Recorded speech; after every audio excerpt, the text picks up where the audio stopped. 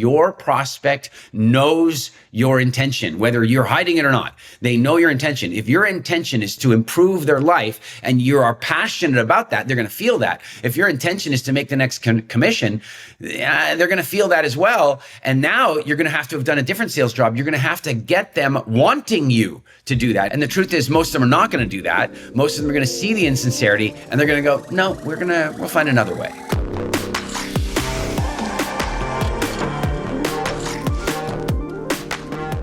Welcome back, everybody, to the Selling with Love podcast. We are in for an amazing treat today. We are going to have someone who has so much amazing experience in business and in public speaking that we're going to get a chance to see how do we see the skills that he's evolved over being a business owner, a public speaker, a man who has had such an influence in my life, not only in the way that I get to come here and speak to you on this podcast with such comfort and ease, which comes from so much of the training that I've received from him on how to communicate better, but also I've been someone who's extremely active, like to participate in Spartan races, and I'm so conscious about what I eat because I've been a fellow student of his flagship program that I've had a chance to graduate from, WildFit. Some of you who are familiar with this program, really a way to re-educate yourself around what fitness, nutrition, lifestyle is all about.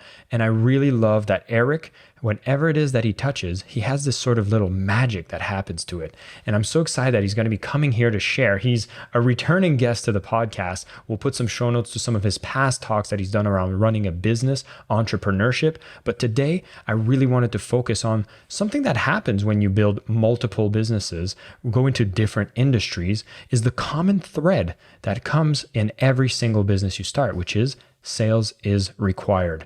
And I want to tap into Eric's mind as to what was his views in sales from the early stage. Is it something that he's always embraced? Is it something that he developed? And just understanding that journey and how it can help us as well if we are in the process of building a business and the role that sales will play in the process. Eric, welcome back to the show. It's such a pleasure to have you. Thanks for having me, Jason. I'm looking forward. We're going to have fun. You know what's funny is like even before we hit the record button, we were kind of having some like sales conversations about some interesting ways that we can do this. And it's a very comfortable topic when I speak with you about sales. And for some people, sales seems like an awkward thing or it's a weird thing. And I wanted to just start with that. Like, have you always had a comfortable, association with sales? Is it something that came naturally to you? I have to give a mixed answer to that. Is that no, emotionally, it didn't come easily to me because I had some of the same blockages that a lot of people have. Strangely, we humans often have this tendency to attach our self-identity to the response of a prospect. So when a prospect says no, we don't feel the no against the product or against the service. We take the no personally. And so, matter of fact, it's the same kind of resistance that somebody has to say, like, going up to a girl and asking her out. Like it's amazing that we're willing to sacrifice the potential, whatever that relationship might have been, over the 5 seconds of rejection that we might have faced. And the same thing happens in sales, obviously. On the other side, while I was uncomfortable with that, I had a very entrepreneurial mind as a kid. So I lived on quite a busy road in Halifax, Nova Scotia. And what I would routinely do is sell stuff in front of my house. And of course, when the winter came, I would go door to door and knock on doors and sell snow removal services. I'd shovel sidewalks. And in the fall, when the leaves came down, I would, fill up garbage bags full of leaves from the neighbors. And as a matter of fact, I had a really interesting sales lesson from that, is that I went to go do this guy's house. I raked up all the leaves, and he came out when I was halfway through the job because I was charging by the bag. And he came out and lifted one of the bags up, and he's like, "This bag is light. You're not packing as much into the bag as you could." And of course, in my head, I'm like, the bag looks full, right? It looks full because it's full of fluffy leaves. But then he's like, "No, look, you can pack it down like this, and you can pack it down and you can get like twice as many leaves in it." And on one side, I'm like 9 or 10 years old, and I'm thinking, yeah, but that's like twice as much work for half the money. But the guy then said to me, he goes, "But here's the deal, is if you pack these bags full, then you'll develop a reputation as somebody who's really like your clients will see you packing it full. And then they will know that paying by the bag is absolutely worth it because you're really creating value." And from then on, I went out and packed the bags full. And guess what? It it boosted business. Like people like, this kid works so hard, and then I got tips, and it was amazing.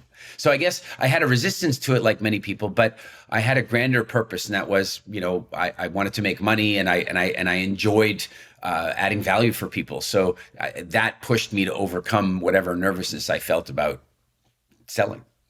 Yeah. I often associate the fear that we have around selling often to the fear that some of us have when it comes to public speaking. There's that vulnerability that is required for you to show up and maybe speak your mind without knowing if you'll get full acceptance. Is that a parallel that you often make as well, or do you see some fundamental differences? I think that, in a very real sense, it's the same thing. Only some people will be more freaked out by the rejection of one, and other people will be more freaked out by the potential rejection of 200. So if you think about when somebody's afraid of public speaking, what they're really afraid of, I mean, because they're not afraid of death or injury, right? I mean, it's not like that anymore. So what are they really afraid of? They're afraid of some level of social rejection. And so what is being afraid of sales? Well, it's afraid of public speaking to one or to two or three, depending on the room that you're selling to. So I'd say it's rooted in some of the very same stuff, and it has a great deal to do with self-esteem issues, and it has a great deal to do with perspective problems. So, we talk to our WildFit coaches quite a lot about this, because some of them, I mean, they're so committed to helping people turn their life around, reverse their diabetes, lose weight, and all that kind of stuff. But then they feel afraid to sell. And I'm like, well, hold on a second now. What if you just did this? What if you looked at your prospect? What if you looked at that prospect and you imagined two futures for that prospect? One is the future where you didn't help, and what the long-term effects of their obesity and diabetes and all this kind of stuff might be. And the other one is where you did help, and how different their life is, the quality of life, the money they'd save, the suffering they avoided, the longer they lived potentially. Now I want you to weigh up the difference in that against the 45 seconds of rejection you might feel. So are you really going to hold back saving this person's life to avoid 45 seconds of rejection that you're going to have forgotten about by the time you have breakfast tomorrow morning? And that perspective often shifts gears for people. Oh, that's a powerful framing. I absolutely love it. I think that in the moment, it feels very paralyzing. And then when you give it perspective, as you say, you realize the impact of you not taking action. And I'm hoping for anybody listening here, what is the value that you're looking to provide. And if sales seems to be the barrier, I think this example shared by Eric is a powerful way to give yourselves perspective. And well, I'll clap a little bit and congratulate you. You're already listening to a sales podcast. So you are learning, you are taking the steps in the right direction. But Eric, it's funny, like I also have a story from my youth, which is I was going door to door and selling chocolate for charity. It was the world's greatest chocolate. I know you've probably seen that in Canada as well. It's like those chocolate covered almonds. Maybe you were too. Yeah, I do remember right? that. Right. And their marketing was the world's greatest chocolate, which was a scam. It was delicious, but not the world's best, right? It was still processed, mass produced, all that stuff. But it was a charity run, right? And I remember that's my origin story I usually share about how I'm going door to door and, selling chocolate, knocking, seeing people being excited about buying chocolate. I wasn't so WildFit back then, Eric, so please don't judge me. It's about freedom. But that was like my early experience with doing sales was going door to door. You talk about how you've had this kind of entrepreneurial spirit, this hustle kind of mindset. Was that something that was like encouraged by your parents, your community, or is it something that you were just weird from the other people? Like, why is it that seems to be the origin story for a lot of us that find that comfort in sales? It is an interesting thing. No, I don't believe that it was. Neither of my parents at that stage were particularly entrepreneurial. My mom later became like quite entrepreneurial in her approach to life and business and what have you. But at that stage, I would say that my mom was, I mean, she was president of a union. She was, like last in line for entrepreneurial spirit. My dad was a lawyer. There was none of that. And there was no real entrepreneurship in the family that I really, that I kind of related to. But there were little things that kind of gave a boost. And I think schools, schools get a bad rap these days because, I think there's a lot of things that kids learn in school that now we have to help them unlearn. And I do think there are some modifications that need to be made. But schools are also the place, or, Boy Scouts or Girl Guides and that kind of stuff, where people are asked to go and sell. And sometimes it's to raise money, like, going off and selling the chocolate was for a charity and what have you. And I went to a boarding school in Stony Plain, Alberta, and we made honey. And the way that worked is that the student body made the honey, and then when we sold the honey, the money from that went towards student body activities, like if we wanted to go do a ski trip for the school or what have you. And so we would drive into Edmonton on a weekend, and we would go knock doors and knock on doors, doing door-to-door selling of jars of honey. And we had our school jackets on, and we had the school logo on and stuff like that. But I think that some of those early, listen, one of the things that I think is difficult these days is that, I mean, this is a little on the edge of controversy, but when I'm looking at enrolling my children in school, I look very carefully at the school rules and regulations. And if they use the word safety anywhere other than in the realm of physical safety, I don't want my kid going there. I don't want them protecting my kid from, from like safe language and this kind of stuff. And I think that one of the things that school used to do for us is it pushed us into things that didn't feel safe. It did not feel safe to go and knock on doors. And by the way, if people think that might be irresponsible today, the UN reports that crimes against children are half today what they were in the 1970s. So let's not think that it's safer now than it ever was. But most kids are not being pushed to do that kind of thing in the same way. And the trouble is that most of what is rewarding in life is uncomfortable for the first 15% of it. It's just how it is. Just about everything worth doing. You want to learn a new sport, a new skill, a new trade. The first 15% is awkward and messy and difficult. And I think that some of us that were pushed to do those things in school, I think that we got through that 15% by force. And so later in business, we were the ones that were able to step up and take action in those areas. Yeah. Yeah, I definitely agree with the safe environment space, saying that, if we're trained to just play safe, and also in school, and I don't want to bash against schools too. I'm glad of the upbringing that I had, but I often make a remark that, I'll do a training and I'll say, okay, who here were my A students, right? And everyone who's an A student, I'm like, hey, listen, sales will feel difficult to you because you're expecting to have an 80% plus grade on your prospecting or on your sales performance. And guess what? Your top grade might be a 20%, which is not a number you've ever faced in your life. And so the rejections come more often. And like you said, we got a chance to develop maybe a tougher skin or going through those initial, adjusting parameters of what success looks like. And so you've taken this, you've went and applied this in every business. We need to, embody sales. Is that something that, like, in your first business, did you feel like sales was something that you initially struggled with? Is it something that, you were like, okay, I've graduated from my childhood, hustles. So getting into this business, this is coming already naturally. And how did that unfold?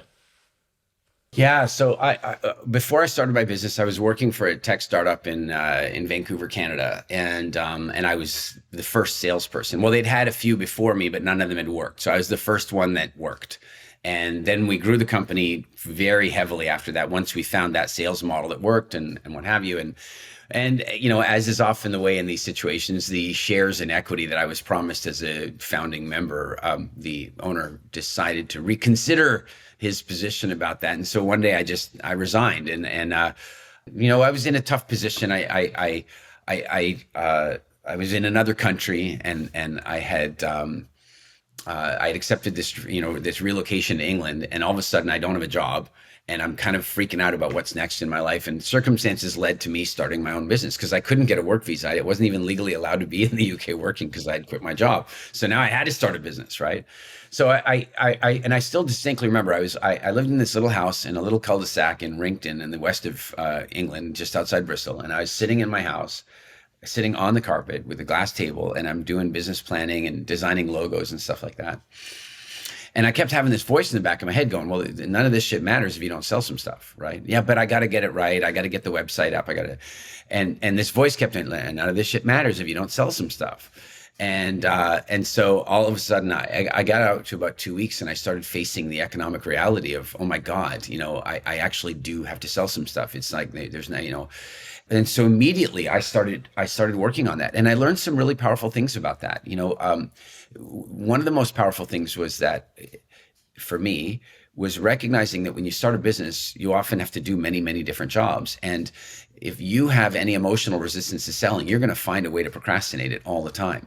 You're going to find a way to not make that phone call, not make that next lead, you're going to find a way. And then you're going to go out of business. And like 4 out of 5 businesses will go out of business. Like it's a terrible success rate. But then the next bit of math that I found really interesting is one day I was taking a look, and I had a project. I'd sold a contract, and I had a project, and I had to fix all these computers, and I had to change the chips in the back of them, and it was like 900 computers, 4 screws per case. I mean, it was a lot of work to do. And so I suddenly thought about this. Hold on a second. When I'm in the sales room, I'm generating about $800 an hour in sales. When I'm in the warehouse and I'm screwing these screws in and I'm changing that, I'm saving myself about $15 an hour in not hiring somebody. And quickly I was like, that's not good math. That's some terrible math. And so I hired my first employee at that point, and went off and I sold while he did that. And of course, what I made in the difference was the margin. And of course, that one decision was what made the difference in me being able to one day sell that business, because I had very quickly learned that if I put my effort where it was best, and in that case, because I had some experience and comfort and training in sales, I really needed to focus there. Do you think that's the case for everyone? Like, if you're a sales, like if you're starting a business and like the sales just seems to be the thing you resist the most, you're kicking and screaming and procrastinating, as you were mentioning. Like, I sometimes think like someone like me, someone like you, I understand and I know sales will be the highest leverage activity that I can do. For others, it's like they're automatically trying to find someone they could hire to sell for them. And I don't know how I feel about that. I feel like there's a bit of I don't know if it's going to work as much if you do that. I don't know if you share a different opinion. It absolutely can work. I've done it, and it needs. And the truth is, if you want real entrepreneurial freedom, you're going to have to do it. You're going to have to bring in people that can sell, and you're going to have to hope that you can find people that are even better than you. You're going to have to hope for that, right? But what I would suggest, though, is that when people are struggling with the kind of sales mentality or what have you, I'll put it this way: everybody is in sales, like everybody. There's nobody who isn't in sales. No, there's no, I mean, if you're a housewife or husband and you're staying at home and raising your kids, you are constantly selling your kids on eating better food. You're selling your kids on getting their homework done. You're selling your kids on getting up in the morning. Like, it's all a form of selling, right? So everybody has to be in sales in some way. I mean, or you could just use brute force as a parent, but that's not going to endear you much to your kids, and it's not going to train them very well to become good adults. You want them to make good decisions, and you're going to have to sell them on that concept. If you are wanting to become the, say the CFO of a company, what do you think a job interview is? It's sales. You have to go in there and sell yourself. So I would say this: if you want to work in sales, you need to be a moderately good salesperson. If you don't want to work in sales, you have to be an incredible salesperson, because you're going to make a fewer sales and you want those sales to be bigger. So if I want to go and sell myself into a job, say I want to go get myself a job as the general manager or the CFO or the operations manager, a non-sales position, I better be damn good at sales, or I'm going to get a shitty salary. I'm not going to get a good benefits package, and I might not even get the job. So if you don't want to sell, you have to be an outstanding salesperson to get the right job. And if you are happy to be in sales, then you only need to be moderately good, because you're going to get a lot of practice and you're going to get better and better and better and better. Yeah. No, I would agree with that. Especially if you're at the early stages, I don't think you can, like you said, because it's the highest value activity, hiring a salesperson when you're low on cash is going to be just mathematically risky. And so I think it's just one of those things, as you mentioned earlier, if you give yourself perspective to know how valuable and important it is, you can overcome it. And as practice for anything, we will get better at it. We will overcome that fear. There's a very important distinction about hiring salespeople, though. Very, very important. Salespeople, especially when they're new, they're human and they have a resistance to rejection, right? Unless they've had it trained out of them, they have a resistance to rejection. So here's how most people hire a salesperson. Let's use telesales, but it could be face-to-face, it could be retail. It doesn't really matter, but let's just use telesales, because that's the example where I discovered this, is that you hire somebody, you bring them in, and you give them a script or something. You give them a list they have to go through, and they're gonna call the leads. They're gonna however you've scheduled the logistics, they're gonna jump on these sales calls. But the very first few sales calls they jump on, they're going to be nervous about that, because it's all new. Even if they're pretty seasoned, they're going to be nervous about it because it's all new. And the script is new, the phone system is new, the office is new. So all this stuff is new. And so there's going to be a degree of nervous about that. Now here's the problem. If you think about Pavlov's dogs, here's what's going on. this new salesperson has all these feelings of nervousness and novelty, and is picking up the phone and making phone calls and emotionally linking the nervousness to that phone call process from the beginning, right from the beginning. And you're forcing them. You're going to make a call now. And then we make it worse and go, and by the way, I'm going to listen in on the other line. I'm going to stand and watch you, right? I'm going to listen to you. I'm going to stand and watch you. You're going to be observed during this process, which just heightens the nerves. So now you've created a peak emotional state of nervousness and apprehension while they're touching the phone, while they're dialing the phone, while they're listening to the phone, which means in a very strong Pavlovian sense, you go, make them feel nervous, touch the phone, make them feel nervous, touch the phone, make them feel nervous, touch the phone. Pretty soon it's touch the phone, feel nervous. And now you wonder why it is that 3 months later, you've got this salesperson, he's talented, she's talented, they're good at it, but they don't make as many calls as they could because on a very core level, they've linked a negative emotion to the phone. Instead, if you think really carefully about the training process, what I would do is I brought the salespeople in and I said, now you're going to listen to this person do their calls, and you are not to make any phone calls. You're not to make any sales calls at all. I don't care how ready you feel, you're not doing it. And so they sit and they listen and they listen and they listen and they listen and they ask questions and they listen some more. And then that goes by for a whole week. And by this point, they're like, Jesus, I mean, I've heard enough. I've heard hundreds of calls now. I'm ready to make a call. They come in on Monday and you're like, no. Now you're going to listen to Jim. Sally's good, but you're going to listen to Jim, another approach. And they're going to listen and listen and listen and listen. And you're thinking, yeah, but they could be making me money right now. They're not selling. They're just listening. And I'm paying them to listen. And I'm like, yeah, but you know what's going to happen at some point on roughly Wednesday at 4:26 in the afternoon, after a week and a half of listening, they're going to come into your office and like, hey, listen, I've got to make some calls. I'm sick of listening. I want to make phone calls. And that way, the first time they pick up the phone, they're doing it with a sense of drive and passion and excitement and intrigue and adventure. And those emotions will be linked up to the phone. And that person will make 50% more phone calls for the rest of their career with you because you paid attention to the psychological training process.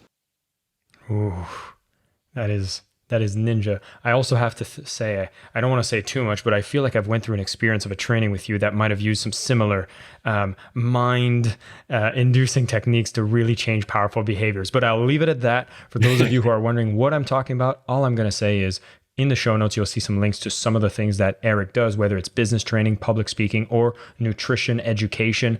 Definitely go dive into everything that he does. Not only is he a man that is extremely well knowledgeable about how to operate a business, teach public speaking, and the nutrition, but also is so good at making you change behaviors and adapt what you've learned and put it into your life, into practice, and truly transform. I want to give you that, Eric, because this is something you've done for me so well, and I'm so grateful to it. Cheers. Thank you. I also have to make a little parallel because I did telesales as one of my first sales jobs. And I had an experience which was maybe in between what you just said and what your first example was, because the moment I picked up the phone the first time, I read the script. I was having all those emotions you were telling me, the nervousness. And the moment I first said my line, the person just said, okay, thank you. And they hung up on me and I got terrified. And what happened then? Boom. My boss walked in and he's like, whoa, what's wrong with you? I was all red. I was sweating and he just bursts out laughing. And so, and he was a good sales guy and he just bursts out laughing. He's like, did they hang up on you? That is hilarious. Don't worry. You just experienced the worst. Now everything else is going to be easier from there. Go have fun. You're not fired or reprimanded for this. He's like, I'm glad you just had the worst first. And I'm pretty sure he might have placed that lead first to do that specifically for me. Now I'll be wondering forever. So Eric, one of the things I wanted to ask as a question, and I'm not sure if you have a similar opinion to me, which is oftentimes, especially for people getting into services business, whether it's a coaching, consultants, and you're kind of building your own business and you still have that resistance to sales. Sometimes I scratch my head and I almost feel like recommending to these people to go get a sales job before even building their business or being a coach themselves, because the learning curve of doing it yourself, the fact that you can't have the volume that you get when you work for an organization makes it so much slower. Would you think that's a good strategy? Would you have a different approach? I think that could be a good strategy. And obviously that in a sense is what happened to me. I mean, my school made me go and sell door to door and I was already doing it as a kid. And then I went and got a job like professionally for 2.5 years, knocking on doors and what have you. And so I think that training, like the truth of the matter is I didn't go to university. I instead got into selling. But what I got was basically, if they offered it, I got a degree. I would argue, excuse the implied arrogance to it, but I got a PhD in it. And I mean, think about it. It was minus 15 outside, minus 20 outside. I was very motivated to make the sale because it meant that I could go inside to the warm. I had to figure that stuff out. So yeah, I do think that that when somebody is young and eager and getting started, going out and selling could be a really great, it could be a really great education. But at the same time, if they really, I think what it comes down to is the clarity and passion for the business they want to start. So if they have a tremendous clarity and passion for the business they want to start, then why not cut their teeth selling that? Like get out there, because I will say this, that passion will numb rejection. Passion will override fear. Passion will create deeper attraction.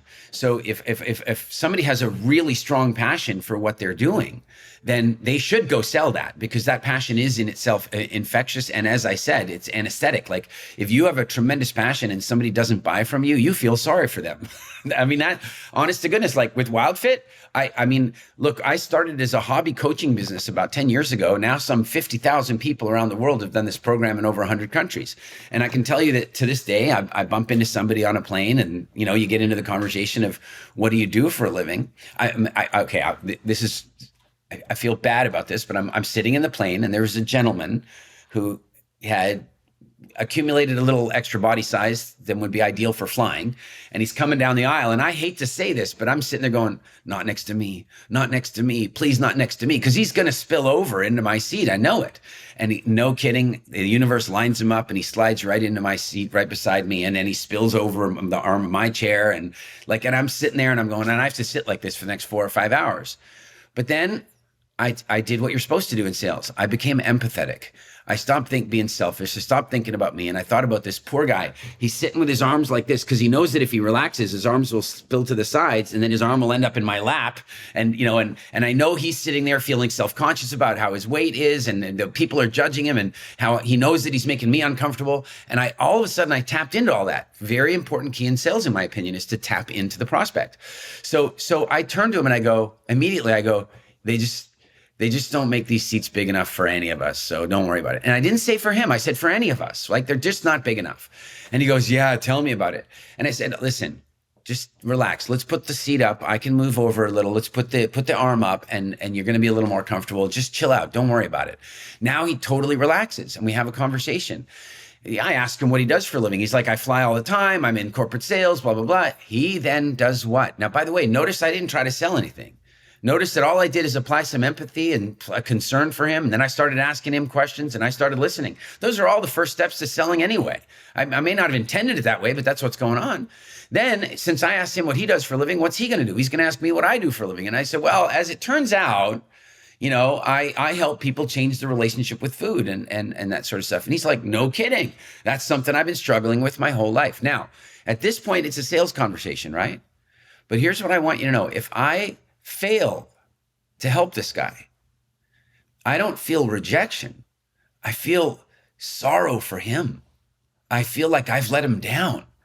And that type of passion makes you a phenomenal salesperson. So I would say that if somebody has a business, an idea, a concept that they're tremendously passionate about, go sell that. Read every sales book, read Zig Ziglar, pay attention to your podcast, read There's No F in Sales, great book by my friend Simon Leslie. Go and study sales and sell the thing you're passionate about. But if you're still kind of lost and confused, it's kind of like kids like, I don't know what I want to be when I grow up, but I'm going to go study marine biology in university. I'm like, I don't know.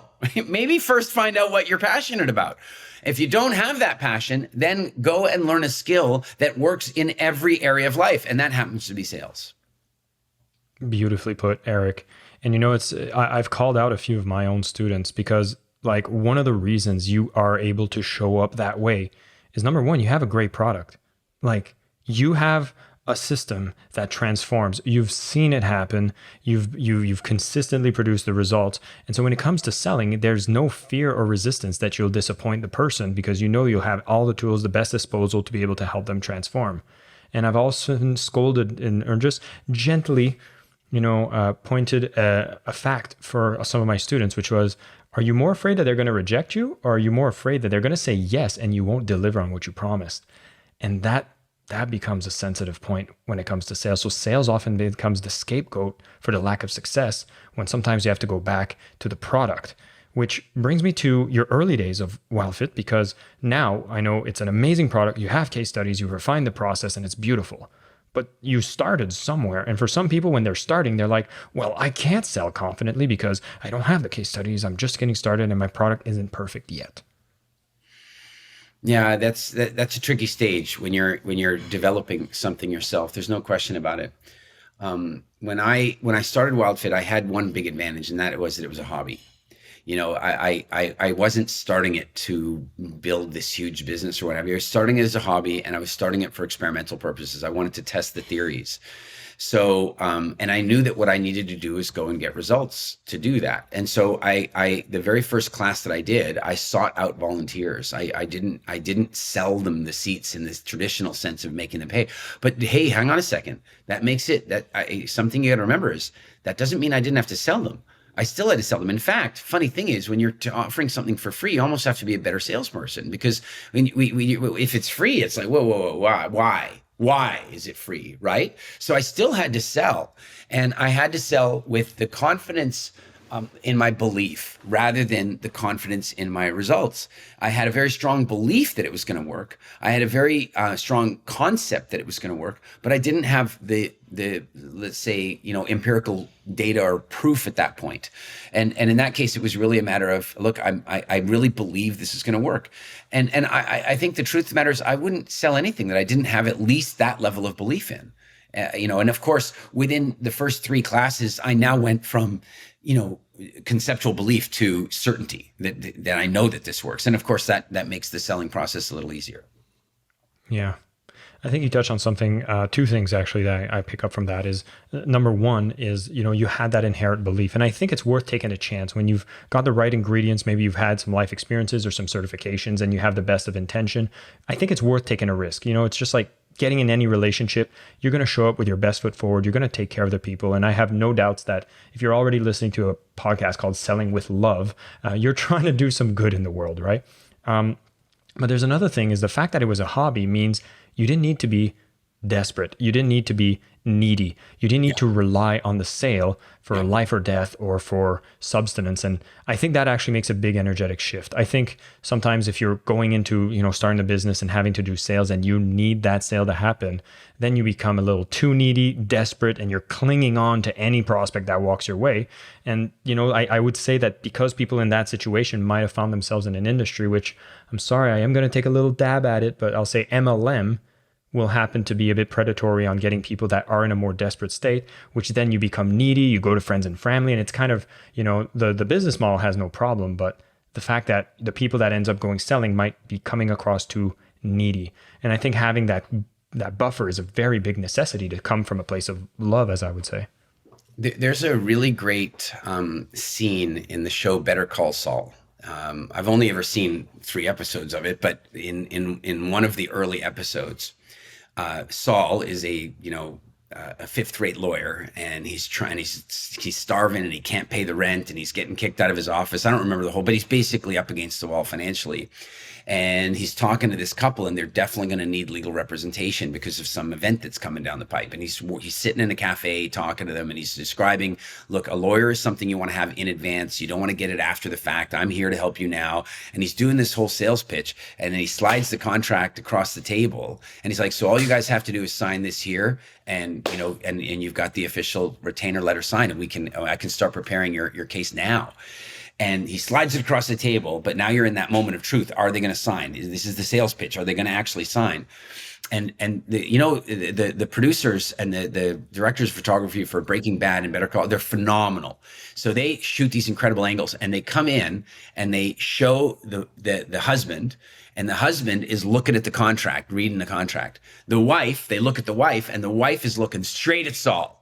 She's not looking at the contract. She's looking straight at Saul. Again, sometimes men are after the details and logic, and the women are after the emotional connection, right? Makes sense. I'm not saying it's like that all the time. I'm just saying sometimes it's like that. Now the woman is looking straight at Saul. So then the camera does a super tight shot in on Saul, and they're right in on him, really close in. And then you see his eye go like this and a little bit of sweat. And you begin to realize that this sale is so important to him because he needs the money.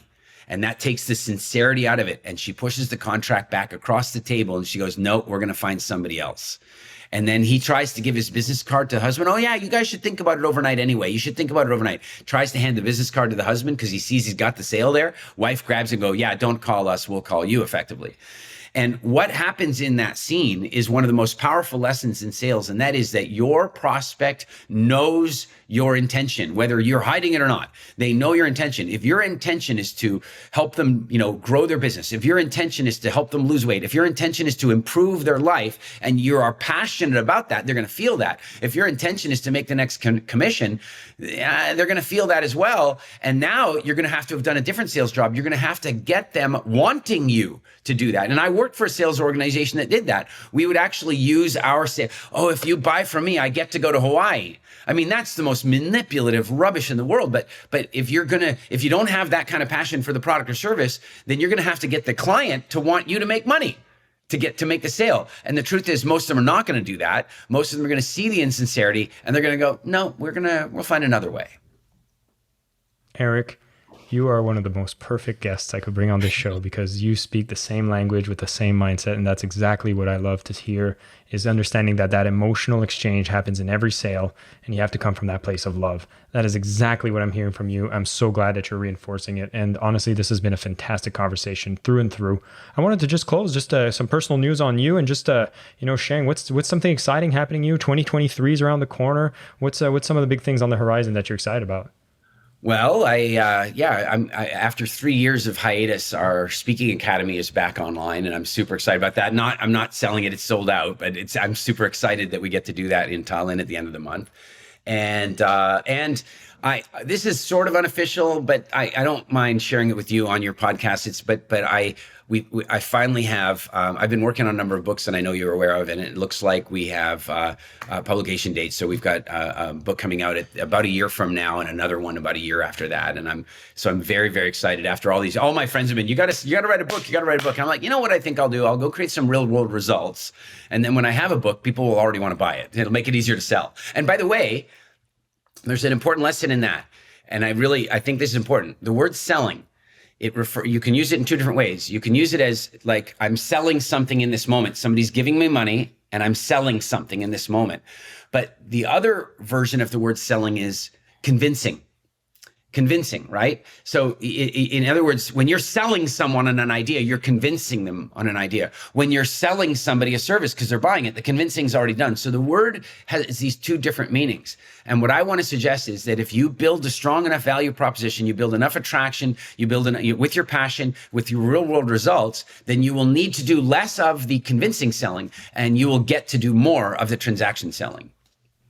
Amen to that. Eric, thank you so much for your time. Thank you for your message. All you listeners, you're going to want to re-listen to this one. Tons of nuggets. If you've been watching on YouTube, then you got to see us interact. We did a couple of visual references, so definitely have a look at the video if you listen to the audio only. This is one to be put on repeat.